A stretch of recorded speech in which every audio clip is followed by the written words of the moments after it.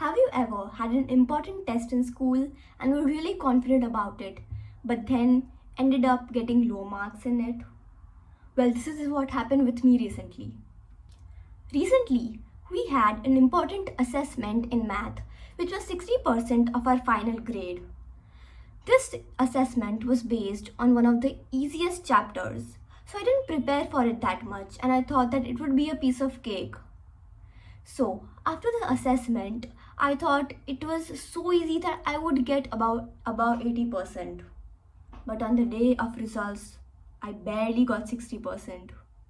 You know why this happened? It's because of the lack of preparation I had and the overconfidence I had in achieving high grades without any preparation. Some of the questions I found easy turned out to be wrong. The lesson I got out of this experience was to prepare fully for any test, assessment, or exam without any overconfidence or oversmartness because we never know what kind of questions the test might have.